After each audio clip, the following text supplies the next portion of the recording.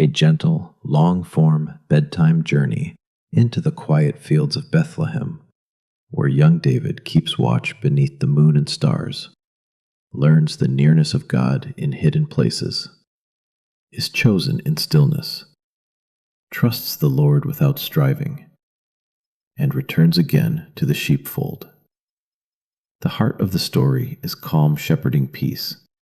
The listener rests in the tender truth that the Lord sees, guides, and watches over his children through the night. Script.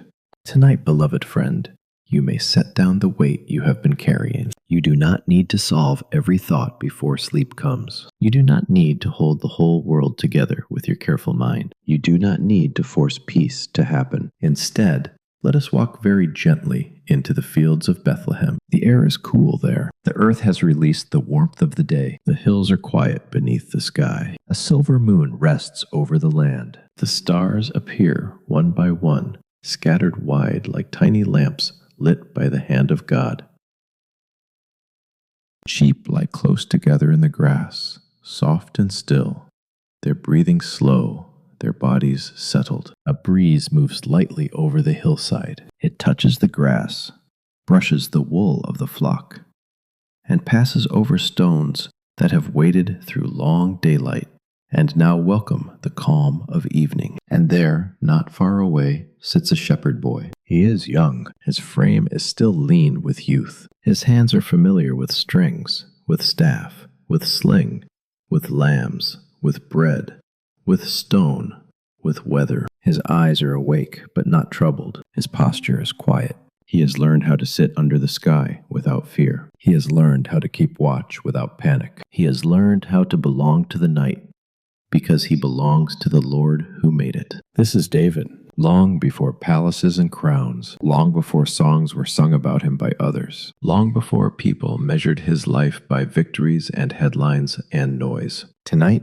we meet him here instead, a shepherd boy, a watcher in the dark, a keeper of sheep, a singer beneath the stars, a child of Jesse, whom God sees completely. And perhaps that is why his company is so comforting tonight, because David knows something about hidden places. He knows something about quiet work, about long hours when no one is watching, about simple obedience, about trust that grows in silence. He knows what it is to live where the world is not looking. He knows what it is to be alone, and yet not abandoned. He knows what it is to feel the sky overhead and remember that the God who spread it there is very near. So come softly now and rest beside him in the imagination of faith. You do not have to stand. You do not have to strive. You may simply arrive. The hillside is gentle. The sheep are near. The moon is steady. The stars are clear. And above them all, and beneath them all,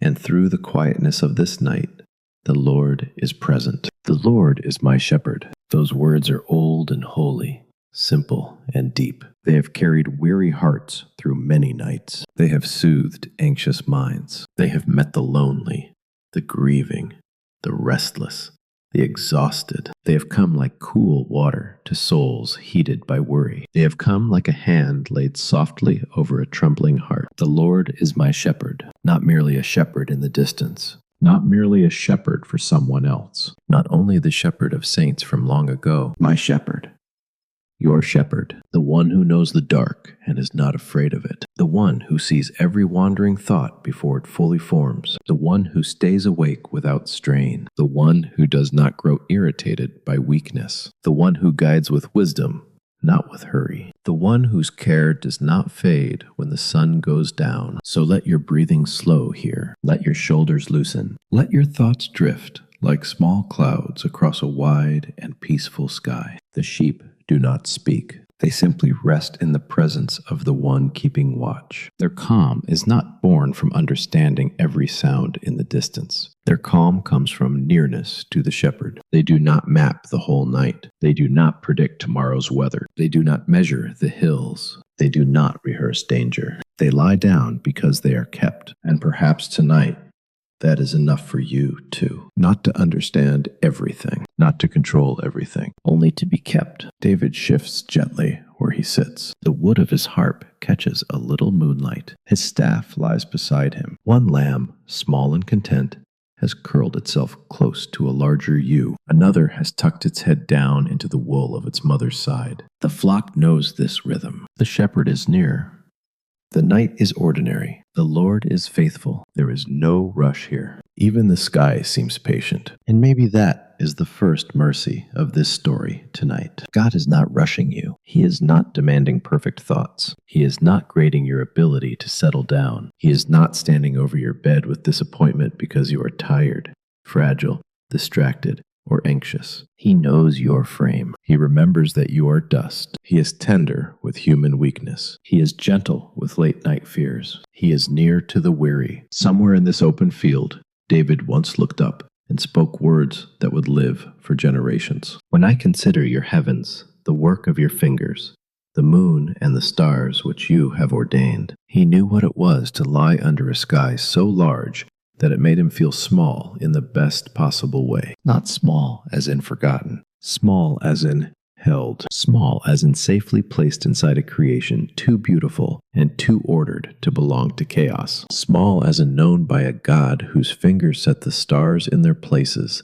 and still bend close to human hearts. That is the wonder of Psalm 8. The heavens are vast, and yet the Lord remembers us. The moon is high, and yet the Lord visits us. The stars are many, and yet not one anxious sigh escapes his notice. And tonight, if your mind has felt crowded, if your thoughts have felt loud, if your heart has been carrying more than it can explain, then perhaps this quiet field can become a place of release. Not because every problem is gone, but because the shepherd is here. Now the night deepens just a little more. The last glow of evening has fully faded. Bethlehem rests in the distance. Homes are quiet. Lamps burn low. Families sleep behind stone walls. Doors are closed. Fires have settled into ember-red stillness. But David remains in the fields, faithful in the place given to him, the hidden place, the ordinary place, the place where trust grows roots. This is where we begin. Not in a throne room, not in a battle line, not in a crowd, but under the stars, with a shepherd boy among sheep, where the Lord keeps watch. So listen now to the hush of the hillside. Listen to the breeze. Listen to the gentle shifting of wool in the grass. Listen to the silence that is never empty when God is near. And as the story unfolds slowly around you, may these old and living truths settle into your spirit like dew on the night field. You are seen. You are held. You are not forgotten. You are not keeping yourself safe alone. The Lord is your shepherd. And for this little while, beneath these imagined stars, and within the peace of God's word, you may rest. The life of a shepherd is not loud. It is made of many small faithfulnesses that the world rarely notices. A shepherd rises before others. He walks before the flock and behind the flock. He learns how each animal moves, which one lags, which one startles, which one strays, which one needs to be carried, which one simply needs patient waiting. He listens to sounds others ignore. He notices the uneven step, the nervous turn of the head, the shift in the wind, the distant bark, the place where grass is freshest, the place where water is clear, the path that is safe in daylight, and the path that is dangerous after dusk. This is the work David knows. Before anyone calls him brave, he has learned patience. Before anyone sees him as chosen, he has learned service. Before anyone sings about his victories, he has learned how to tend what cannot repay him with praise. Sheep do not flatter. They do not applaud. They do not admire a shepherd's skill. They simply need him. And David stays. He walks with them over the hills outside Bethlehem, where the ground rises and falls in familiar patterns. He leads them to graze where the grass is good. He waits while they eat. He watches while they drink. He keeps them from wandering toward rocky edges and thorned places. He lifts the smallest. He untangles the foolish. He searches when one disappears into a fold of land or behind scrub and stone. He carries food for himself. He bears weather on his skin. He learns the shape of stars and seasons. There is something deeply tender about imagining him there, not as the great king of later years, but as a boy doing unnoticed work with a sincere heart. Perhaps he was not asked each day whether he liked this work. Perhaps no one praised the way he scanned the shadows or soothed a skittish lamb. Perhaps many days felt the same, and many nights returned with the same tasks, the same paths, the same sky. And yet, God was forming something beautiful there. Sometimes the Lord does his deepest work in the places that look smallest to other people. Hidden years are not empty years. Ordinary obedience is not wasted obedience. Quiet faithfulness is not invisible to God. David may have been out there when others were together indoors. He may have listened to the far-off sounds of family life while remaining on the hillside with the sheep. He may have known what it was to be needed and yet overlooked, to be trusted with responsibility but not placed at the center, to labor sincerely without being the most celebrated in the house. And if that is true, then he becomes all the more comforting to those who lie awake sometimes feeling overlooked themselves, because the Lord saw David in the fields. He saw the boy with the weathered sandals. He saw the careful hand on a frightened lamb. He saw the long nights. He saw the solitude. He saw the songs that no audience heard. He saw the heart being shaped in silence. There is a holy sweetness in that. The world often looks for what is striking, polished, immediate, and impressive. But the Lord often looks with tenderness on what is hidden, patient, and true. He sees the heart. He sees the inward leaning of a soul toward him. He sees the small acts of trust that never become public stories. David learned the night. He knew how darkness changed a field. In daytime, the sheep spread wider, the land looked open, and the horizon seemed easy. But at night,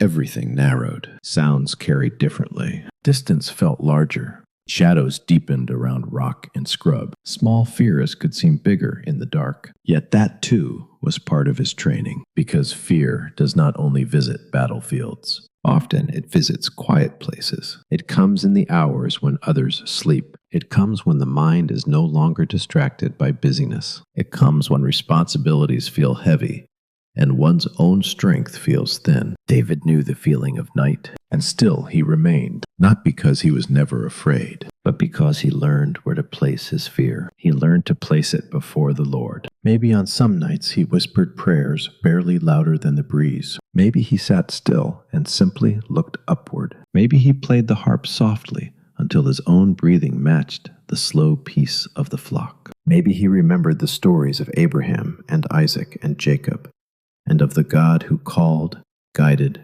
provided, and kept covenant through long years and uncertain roads. The God of his fathers was not only a God of altars and history, he was also the God of tonight's field, tonight's sky, tonight's lambs, tonight's breathing, tonight's hunger and enoughness, tonight's watch.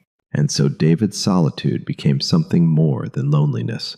It became fellowship. This is one of the great gifts of hidden time with God. Silence slowly changes shape. At first, it can feel like absence. Then, by mercy, it becomes presence. The hills of Bethlehem are not crowded. There are stretches of open land where the sky feels immense and the earth feels plain. A few trees cling to the landscape. Stones lie scattered. Grass bends low. The sheep move through it all with their mild and ordinary concerns. And David, in all that simplicity, begins to know the character of the Lord, not only through teaching, not only through ritual, but through living. He knows what it means to guide the weak. So later, when he says, "The Lord is my shepherd," he is not speaking a borrowed image. He is speaking from lived tenderness. He knows what it means for a shepherd to lead to rest, to search, to guard, to stay present, to know the flock individually. He knows what it costs to keep watch. He knows why the image matters. When a sheep lies down, it is a small confession of trust. It is not pretending the night holds no danger. It is not claiming the world is simple. It is saying, in its sheep-like way, that it is safe enough to rest because another remains attentive. David sees this night after night, and perhaps in time, he realizes that he himself is also like a sheep. He too is needy. He too can wander. He too needs guidance. He too needs guarding. He too rests because another watches. That realization humbles the heart in the gentlest way, not into shame, into peace. The moon moves a little farther across the sky. The grass gives off the faint smell of earth and coolness. Somewhere, a tiny insect hums. The flock stirs and resettles. David keeps his place. There is a steadiness to him that does not come from having a perfectly easy life. It comes from practice, from years of giving his attention to what is in front of him and giving his heart to God. He knows the name of this lamb and the habits of that ewe. He remembers which path they took yesterday and where the better grass may be tomorrow. He carries water when needed. He mends what tears. He watches what limps. He notices when one sheep isolates itself. He stays aware. What a picture this is of the Lord's own care. Not vague, not distracted, not careless. Personal, intentional, near. There are nights when the sky is cloudless, and the stars feel so numerous that David cannot possibly count them. He watches the bright points of light over the black outline of the hills and thinks of the greatness of God. The moon and the stars, the work of his fingers, not the work of strain, the work of his fingers. Such ease and divine power, such quiet majesty. The heavens do not shout, yet they declare glory. They simply are. And in their being, they reveal the one who made them. David must have felt very small then, but again, not forgotten small. Wonder small, held small. A kind of smallness that relieves the soul of pretending to be big enough to carry what belongs only to God. And perhaps you too can rest in that tonight. You do not have to be enormous to be safe. You do not have to be in control to be held. You do not have to master every fear in order to belong to the shepherd. David's hidden life teaches us this. He was loved before he was publicly honored. He was watched over before he was widely known. He was being formed before he was being seen. And if you have ever feared that your quiet days mean nothing, or that your small obediences are slipping unnoticed into the dark, let this shepherd boy tell you otherwise. God sees the field. God sees the lamb. God sees the hand that serves. God sees the heart that trusts. God sees you. Now rest here for a moment. The sheep are breathing slowly. The stars remain in their places. The shepherd keeps watch. The Lord is near. Let your jaw soften. Let your breathing ease. Let the inside noise grow dim. You are safely watched over. After a while, the silence of the field is joined by music. David reaches for the harp with the familiarity of one who has touched it many times in many moods. He does not play as a performer. There is no audience here to impress. The sheep do not care for skill, and the hills offer no applause. This music is simpler than performance and truer than display. It is prayer shaped into sound. It is comfort for the watcher and calm for the flock. It is the kind of song born where no one is looking except God. His fingers move lightly across the strings. The notes do not hurry. They seem to belong to the night itself, as if the silence has found a voice that does not disturb it. Each tone travels out into the cool air and settles softly over grass and stone and wool. A lamb lifts its head, listens, and lies back down. The breeze carries the sound a little farther. Perhaps it reaches the edge of the hillside and dissolves into the dark, known only to God. What peaceful music this must have been. Not loud, not adorned, not restless. Music that made room to breathe. Music that helped the heart remember. David's songs in these fields were likely woven from memory, wonder, longing, and trust. The stories of Israel lived in him. The names of God, spoken around family tables and at worship, would have moved through his mind. The promises given to Abraham, the deliverance from Egypt, the wilderness provision, the faithfulness of the Lord from generation to generation. These things would have formed the language beneath his music, and yet the field itself also taught him. The field taught him nearness. A shepherd does not care for sheep from far away. He stays among them. He rises when they rise. He walks where they walk. He feels weather when they feel weather. He notices danger before they understand it. He makes his presence known. He does not lead only with commands. He leads with constancy. And all of this would one day become words in David's heart. He makes me lie down. He leads me. He restores me. He is with me. The first lines of Psalm 23 feel as if they were watered here in nights like this, among creatures that needed calm in order to rest. David likely knew that sheep do not lie down easily when frightened. They need a sense of safety. They need quiet. They need the shepherd nearby. Rest is not an accident for them. It is a gift created by trust. How many human hearts are the same? How often sleep does not come because inwardly the soul feels exposed, uncertain, unguarded. The body is in bed, but the heart is still scanning the horizon. Thoughts keep circling. Worries keep grazing in the same worn fields. The mind stands up when it longs to lie down. But the shepherd's presence makes rest possible, not by pretending there is nothing difficult in life, not by denying pain, not by forcing peace from thin air, by being with us. David's harp continues, and perhaps the melody shifts as he looks upward again. The heavens, the work of God's fingers, the moon and the stars. What are human beings that you are mindful of them? There is awe in that question, but also tenderness. David is not wondering whether God is coldly aware of humanity as one more fact among many. He is amazed that the God who set stars in place cares personally for people, that the one who governs galaxies does not overlook the small, the ordinary, the vulnerable, the weary, mindful of them. Care for them. What gentle words. The great God is mindful. The high God cares. David must have felt that often in the field, not always in dramatic flashes, but in the quiet confidence that he was not alone.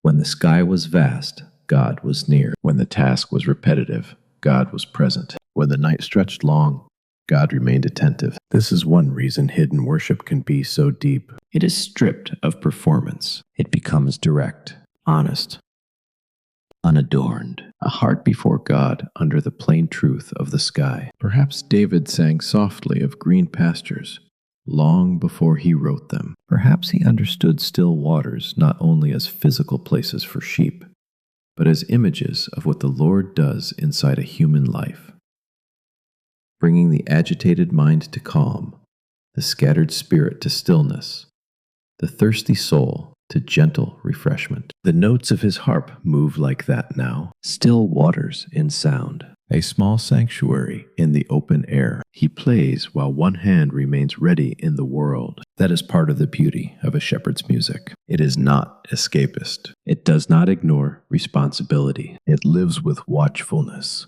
The song and the duty sit together. The trust and the task belong in the same life. So David becomes, in these fields, both attentive and peaceful. This is mature trust, not drifting into carelessness, and not tightening into anxiety. Watchful, but calm.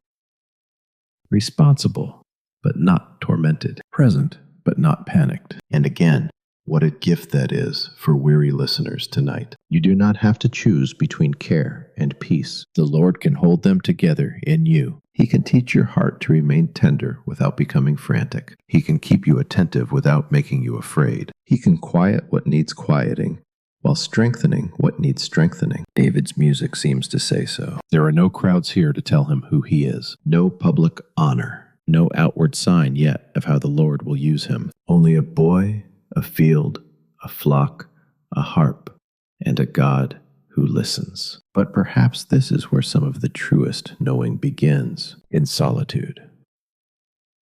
In hidden prayer, in repeated evenings of simple faithfulness, in long stretches of life where identity is not built on being seen by many, but on being known by one. The night does not rush him. God does not rush him. The melody is allowed to breathe. It leaves room for silence between the notes. And in that silence, perhaps David learns something every soul must eventually learn. That God is not only present in the mighty act, but also in the quiet pause. Not only in rescue, but in waiting. Not only in public calling, but in private shaping. Not only in answered prayer, but in the companionship of prayer itself. A sheep shifts near him. He reaches out and lets his hand rest for a moment on warm wool. The gesture is small and instinctive, reassurance given without words, presence made tangible, a living picture of the tenderness the Lord shows his own. The harp quiets, then resumes, then quiets again. Above, the stars continue in their silent brightness, and beneath them,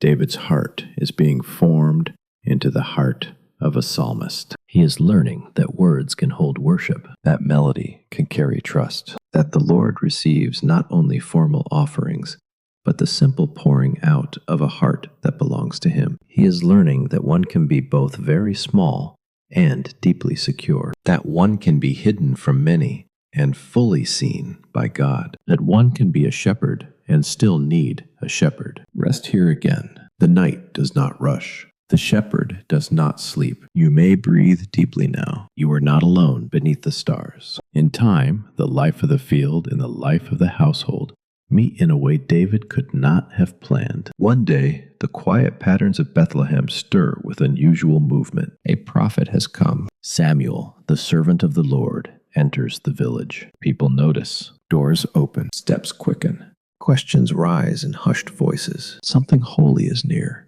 and people feel it. Yet even in this moment, the deepest work of God will not arrive with the kind of outward spectacle humans expect. It will unfold with the same quiet wisdom the Lord often uses. Beyond appearances, beyond assumptions, beyond the first glance and the obvious choice. Jesse's family is called. Sons are gathered. There is a solemnity to the day, a sense that heaven is doing something on earth that cannot be fully understood yet. Faces are washed, garments are straightened, expectations rise, because when a prophet comes and sons are presented, people naturally begin to measure with human eyes. Who looks strong? Who seems mature? Who appears kingly? Who has the stature, the bearing, the outward shape of what great things should look like? It is so human to think this way, and Samuel himself, upon seeing Eliab, Jesse's son of notable appearance, initially feels the pull of that same assumption. Surely the Lord's anointed is before him, but the Lord speaks gently and clearly, cutting through the common habits of human judgment. Do not consider his appearance or the height of his stature. Man looks at the outward appearance, but the Lord looks at the heart. What a soft and holy turning in the story. The Lord looks at the heart. These words are not sharp. They are relieving, because outward appearance shifts. Public impression changes. Human opinion is unstable. But the heart before God matters deeply. One by one, sons pass before Samuel. One by one, the Lord says no. The expected choice is not the chosen one. The obvious one is not the appointed one.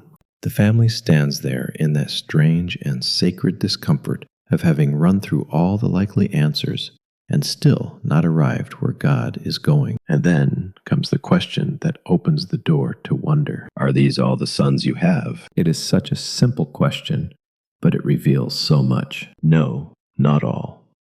There remains yet the youngest. He is keeping the sheep. Keeping the sheep. While the household gathers, he is in the field. While names are being considered, he is not yet in the room. While others are seen, he is still doing the hidden work assigned to him. How like God to find his chosen one there. Not because fields are magical, not because sheep are glamorous, but because the Lord delights in truth beneath appearances. He is not confused by who is absent from the room. He is not limited by who others think to call first. He is not impressed by height or overlooked by obscurity. He knows exactly where David is, out in the field, among the sheep, faithful in the ordinary, known by God. And perhaps that alone is enough to bring peace to some anxious hearts tonight. Because maybe you too have wondered if hiddenness means forgetfulness. Maybe you have looked at your life and felt yourself standing just outside the room where meaningful things seem to happen.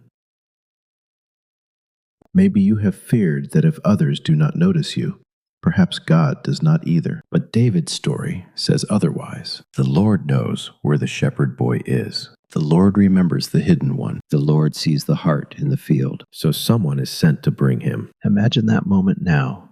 Slowly, David is with the sheep, as he has been many times before. The work is familiar. The land is familiar. His attention is given to what is before him. Then comes the message. Come. You are wanted at the house. Perhaps he leaves another with the flock for a short time. Perhaps he brushes the dust from his clothes, still carrying the scent of field and wind and wool. Perhaps his hands still bear the ordinary signs of shepherd life. He is not entering from a place of polished readiness. He is coming straight from faithfulness. He arrives. The room sees a shepherd boy. The Lord sees a heart. Scripture tells us he was ruddy, with bright eyes and a fine appearance. There is youth in him, life in him, vitality in him. But this moment is not ultimately about his looks either. It is about the Lord's choice. The divine yes resting where human expectation was slow to look. Arise, anoint him, for this is he. The words come from God, and Samuel obeys. Oil is brought. It catches light. It is poured over the head of the youngest son, the one called in from the sheep. The fragrance of it would have lingered. The sensation of it would have been real, tangible, unforgettable. A holy sign touches an ordinary boy. How quiet this must have felt in one sense. No crown, no throne, no parade, no army.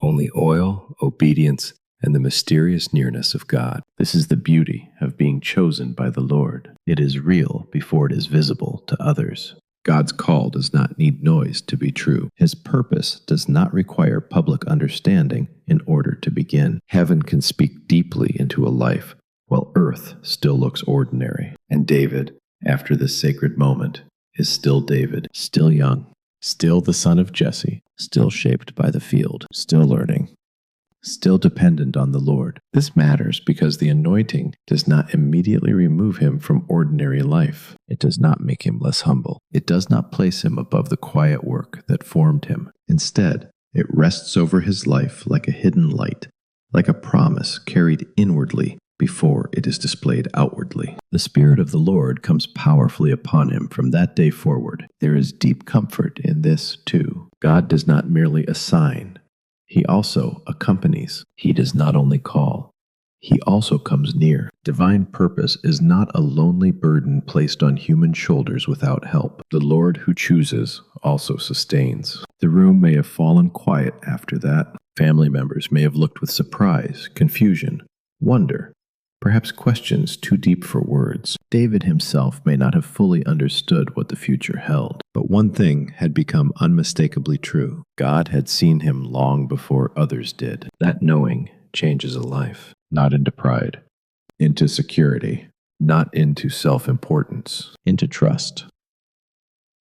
Because when your identity begins with God's gaze, you do not need to live starving for everyone else's. David will still live in the same world after this moment. He will still walk the same paths, serve the same family, tend the same sheep. Yet inwardly, something holy has settled over him. The Lord has spoken his quiet yes. And perhaps that is how many of God's deepest works begin in human lives. Not with a public explosion, but with a hidden settling, a peace, a call, a nearness, a sense of being known and held by God in a way that steadies the soul. Rest in that for a while. The oil glows in the light. The field waits in the distance. The wind moves softly past the doorway. The Lord's gaze is gentle and sure. You are never overlooked by him. What follows is just as important as the anointing itself. David returns. He is chosen, and he returns. He is anointed, and he returns. He is seen by God in a singular way,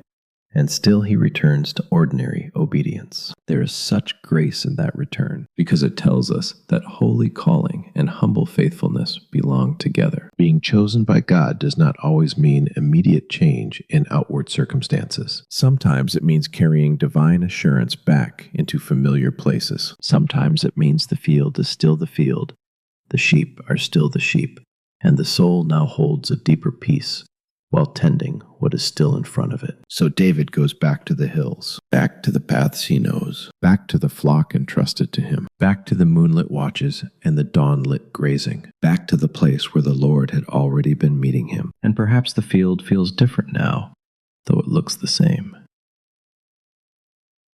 The stars are still above him. The sheep still need tending. The work is still patient, repetitive, grounded, but his heart carries that holy moment. The Lord has spoken. The Lord has chosen. The Lord has come near. There is no need for David to force the future open. He does not have to turn his anointing into striving. He does not have to become loud in order to become useful. He can return. He can continue.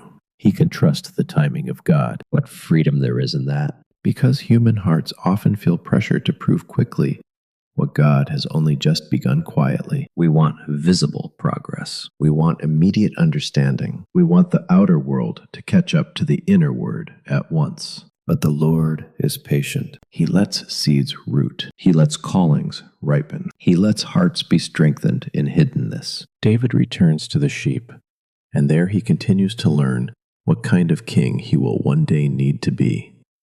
Not through grandeur, but through care. He learns again that the vulnerable require gentleness, that the frightened need calm presence. That leadership is not first about being noticed, but about guarding what is entrusted to you. He learns to bear the weight of responsibility without bitterness, to act with courage without making a show of it, to remain tender while becoming strong. These are the teachings of the field, and these teachings are not lost when the story later moves toward Goliath. In fact, they are exactly what prepared David for that moment. The trust that will steady him in a public test is not born in public. It is born here, under stars, among sheep, before the Lord. When the time comes for David to carry food to his brothers and visit the place where fear has spread through Israel's camp, he does so first as a servant. He is sent. He obeys. He arrives not to showcase himself, but to fulfill what has been asked of him. That matters. Before he is bold, he is obedient. Before he is visible, he is faithful. Before he speaks publicly, he has listened privately. And when he hears the defiance of Goliath and sees the fear of those around him, his heart responds differently because it has been shaped differently. Others are measuring size, armor, threat, and outward power. David has learned to measure by the faithfulness of God. Others are asking, how strong is the giant? David is asking, how faithful is the Lord? Others are taken by appearance. David has already lived through the truth that the Lord looks deeper. Others are held by fear. David remembers the God who kept him in smaller, unseen dangers when no one else was there. Scripture tells us David speaks of the lion and the bear, of the Lord who delivered him then and would deliver again. Even here, notice the pattern. He does not build his confidence on himself alone. He does not boast in skill as though it sprang from his own greatness. He remembers the Lord's past faithfulness. This is the root of real courage, not self-inflation, not denial of danger, but remembrance. The God who helped me then is with me now. And this is a deeply restful truth for anxious hearts. It means we do not face the present moment as though God has no history with us. We are not beginning from scratch every night. The one who carried us before has not become a stranger. The shepherd who watched over us in earlier valleys does not leave us in later ones. So even when the story edges near conflict, the deepest note is not battle, it is trust. David refuses Saul's armor. There is something so important about that gesture. He will not dress himself in what does not fit the way God has formed him. He will not borrow the appearance of another man's strength. He will not depend on what feels impressive if it is not true to the Lord's shaping in his own life. There is peace in this too. You do not have to wear what God did not give you. You do not have to become someone else to be held by him. You do not have to borrow false strength when the Lord himself is your keeper. David goes in the simplicity of what is already known to him, the tools of the field, the memory of God's help, the confidence that the battle belongs to the Lord. And though the world often remembers this story for its dramatic outcome, tonight we let its deeper, quiet meaning remain with us.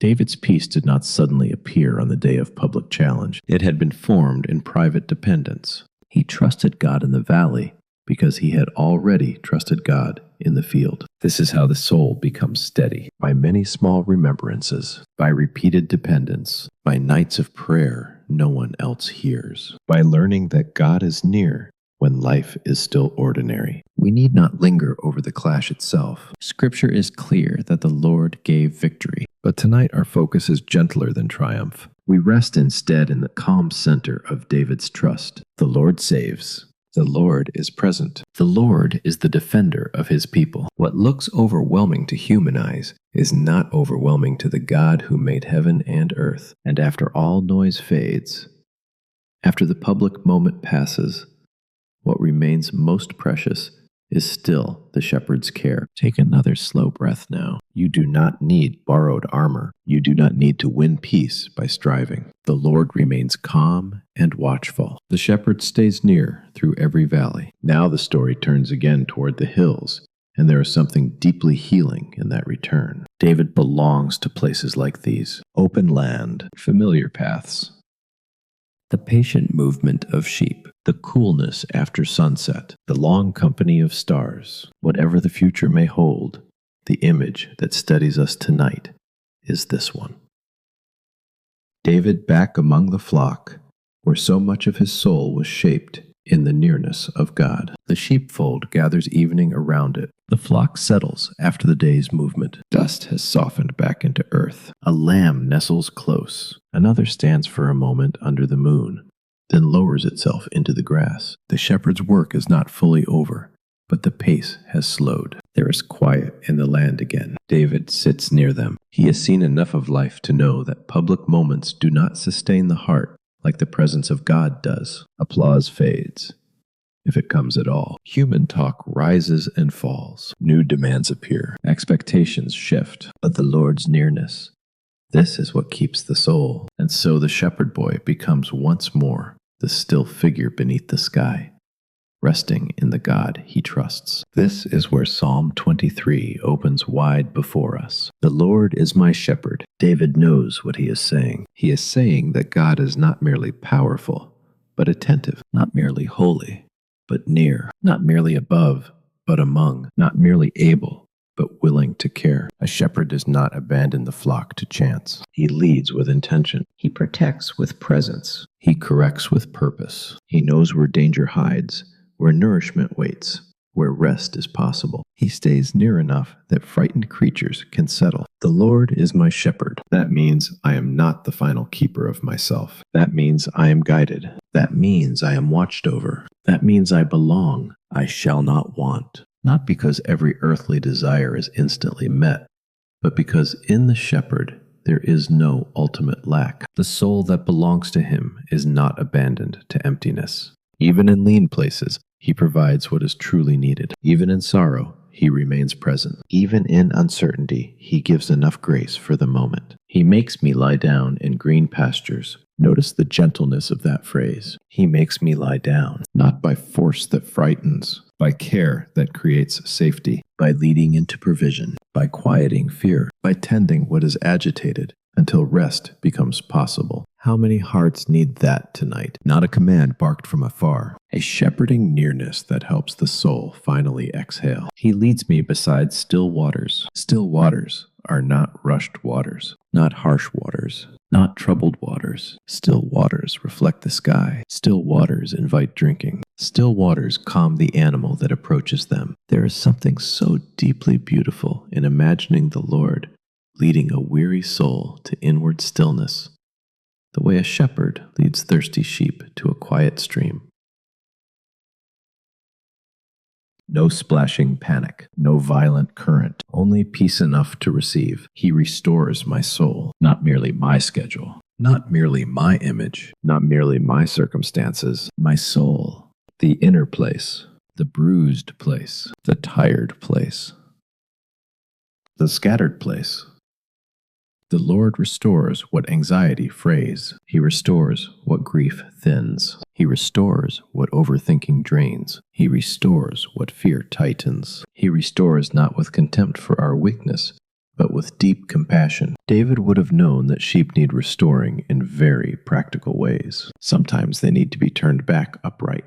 Sometimes they need to be brought in from danger. Sometimes they need mending, lifting, cleaning, tending. And perhaps that is why his words feel so warm and trustworthy. He is not speaking in abstractions. He is using the language of lived care. He leads me in paths of righteousness for his name's sake.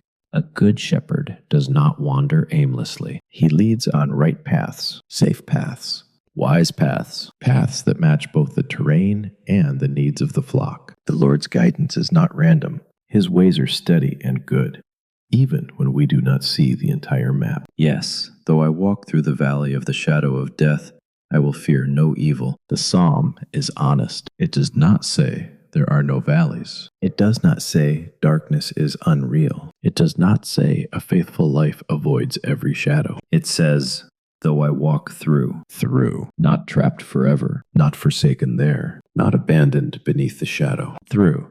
And why is fear quieted? For you are with me. There it is, the center. The comfort of all comforts. Not first an explanation, not first a strategy. Presence. You are with me when the valley is shadowed, when the night is long, when the heart is tender, when sleep comes slowly, when tears are near, when the future is unclear. You are with me. David the shepherd knows that nearness changes everything. Sheep are not comforted by speeches. They are comforted by presence. They rest where the shepherd is near. And so the soul rests too, not because it has mastered the valley, but because God is in it. Your rod and your staff, they comfort me. Even the tools of shepherding are comforting in the hand of a good shepherd. The rod protects. The staff guides. Both are expressions of care. The Lord's authority is not a threat to those who belong to him. It is a comfort. His strength is used for the good of his flock. You prepare a table before me in the presence of my enemies. Even where opposition exists, the Lord provides. Even where threat is near, the Lord is not hindered. He is not nervous. He is not scrambling. He sets provision before his own with sovereign calm. You anoint my head with oil. How tenderly that connects back to David. The boy once anointed in quiet, now writes of the Lord's own tenderness. Oil as care, oil as blessing, oil as healing, oil as welcome. My cup runs over. The goodness of the shepherd is not stingy. It is abundant, not always flashy, but deeply enough. Grace overflowing. Mercy sufficient. Presence beyond measure. Surely goodness and mercy shall follow me all the days of my life. Not occasionally, not once in a while, all the days. Days of joy, days of weariness, days of clarity, days of confusion, days of strength, days of weakness. Goodness and mercy follow, not like pursuing threats, but like faithful companions, quietly, steadily, certainly. And I will dwell in the house of the Lord forever. Home at last, safe belonging. Lasting nearness. The whole psalm leans in that direction, toward settled life with God. And tonight, while you listen, perhaps the deepest comfort is simply this. You are not wandering through the night unshepherded. The Lord is your shepherd. Let that settle softly into your body, into your breathing, into your tired mind, into the places still holding tension, into the parts of you that fear sleep, because sleep feels like letting go. You may let go because he does not. You may rest because he remains. David sits beneath the stars, and his life becomes a window for our own hearts. A shepherd watched over by the greater shepherd. A boy shaped in hiddenness until trust became song. A human soul small beneath the heavens, and yet deeply remembered by the God who made them. And through his story, the night becomes less lonely. Now there is only the hillside again. The moon has climbed higher. The sheep are gathered. The harp is quiet for now. The air is cool and still. The shepherd remains awake. Perhaps one lamb dreams. Perhaps another shifts and settles closer to the flock. David pulls his cloak around himself and continues to keep watch. Not with strain, but with practiced calm. The stars do not tremble. The earth does not hurry. The Lord does not leave. And somewhere between story and prayer, between psalm and night breeze, between the field of Bethlehem and the room where you are now listening, the peace of God begins to spread like gentle light across dark ground. No need to grasp it tightly. Let it come. Let it be enough. You are safely watched over. So stay here now, in the stillness of the sheepfold and the hush of the stars, and let the words of Psalm 23 become a softer and slower resting place. The Lord is my shepherd. Say it inside if you like.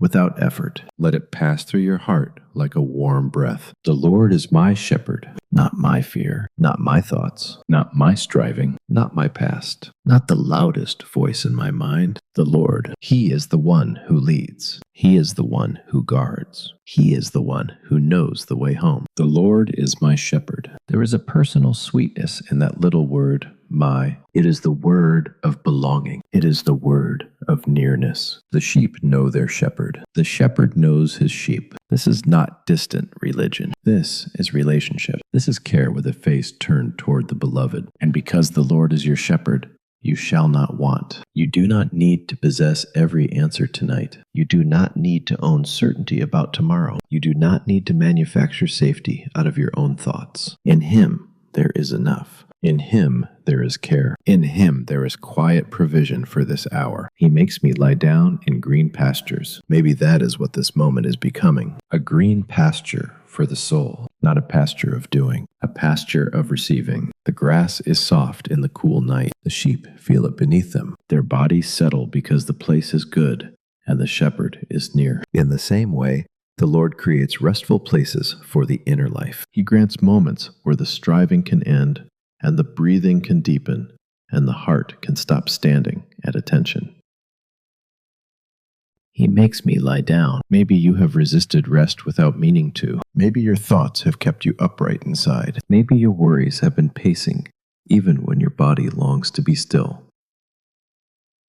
But the shepherd is kind. He knows how to lead the soul into the posture of lying down. He does not shame you into rest. He shepherds you into it. He leads me beside still waters. Imagine the water now, reflecting moonlight, its surface barely moving. No threat in it.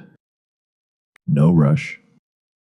Just enough sound to soothe, enough calm to drink from. Still waters are gentle places. The Lord knows where such waters are for you. He knows how to bring quiet to what has felt churned up. He knows how to lead your thoughts away from rough current and toward peace that does not fight you. He restores my soul. If your soul has felt tired, let those words become a blessing. If your soul has felt thin, let them become shelter. If your soul has felt bruised, let them become balm. He restores, slowly sometimes, tenderly, always, completely in ways we do not yet fully see. David knew how to restore a sheep that had slipped, panicked, or wearied. He knew that rough handling would not heal what was already fragile. So too the Lord restores with wisdom and gentleness. He is not careless with bruised things. He does not trample wounded hearts. He binds, He lifts, He steadies. He renews. He leads me in paths of righteousness for His name's sake. There is direction in His care, not just comfort,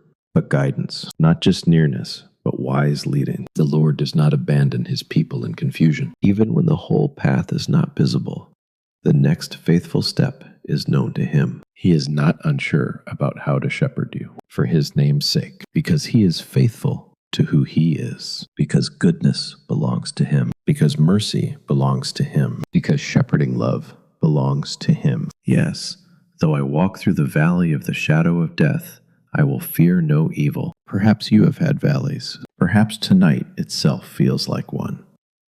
A valley of sorrow, uncertainty, loneliness, exhaustion, or inward heaviness. Scripture does not deny such places. It speaks directly within them. Though I walk through, this valley is not the whole story. This night is not forever. This shadow is not the final truth. For you are with me.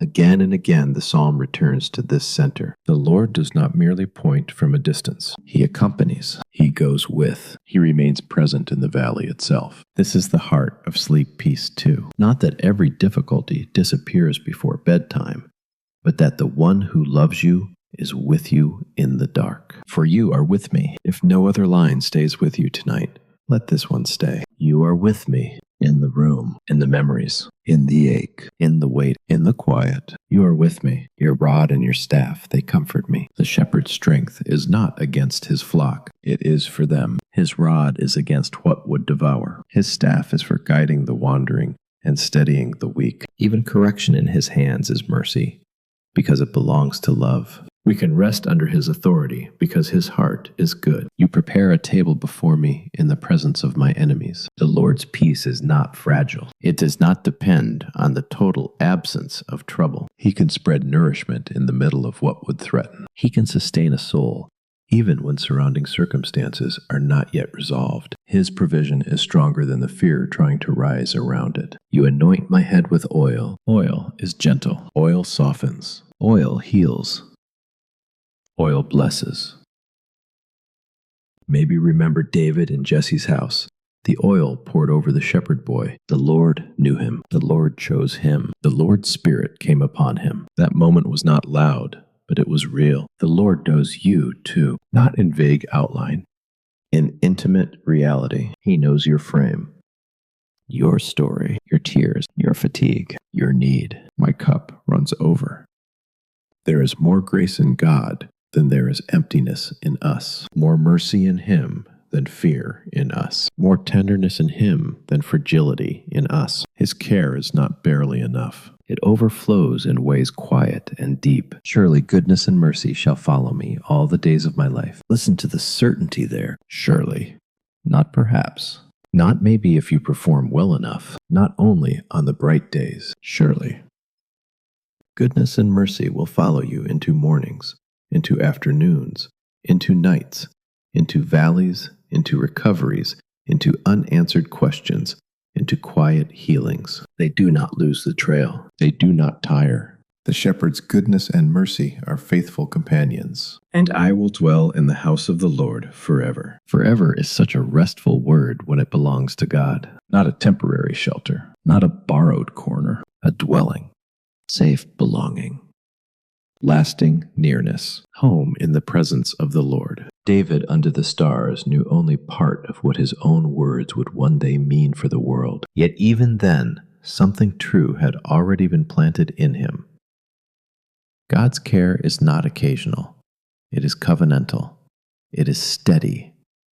It is the shelter of the soul. And so, in this night meditation, let yourself grow quiet again. The Lord is your shepherd. You shall not want. He makes you lie down. He leads you beside still waters. He restores your soul. He is with you. Goodness and mercy follow you. You dwell in his care. Somewhere nearby, in the imagination of this peaceful field, David rests his hand once more on the harp, but he does not need to play now. The night itself has become music. The sheepfold is calm. The stars sing silently. The psalm has settled over the land like dew, and you too may grow drowsy here. No need to hold every sentence now. No need to remember every image. The shepherd keeps what you cannot. Just rest.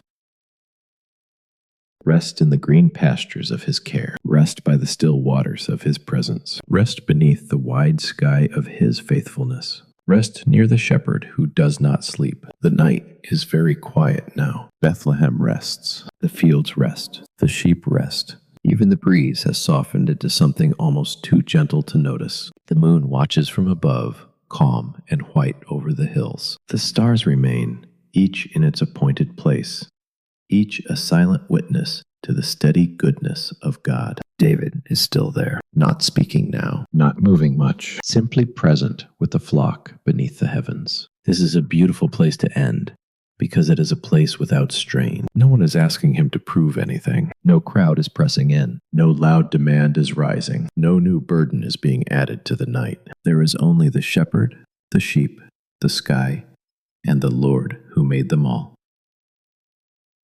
And perhaps that simplicity is a mercy for you too. You do not need one more demand tonight. You do not need one more weight. You do not need one more restless thought trying to keep itself alive. You may let the night hold you in God's care. The young shepherd shifts a little, glancing over the flock with practiced affection. He knows them. He knows their small ways, their quiet sounds, their need for nearness.